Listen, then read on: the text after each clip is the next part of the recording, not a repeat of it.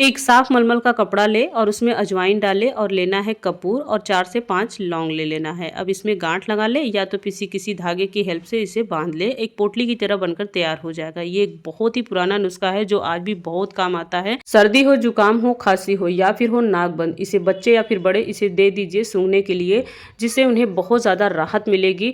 या तो फिर रात के टाइम सोते समय इसे तकिए के पास रख दे, जिससे इसकी खुशबू से सर्दी जुकाम खांसी में काफी ज्यादा राहत मिलती है। 100% वर्क करती है।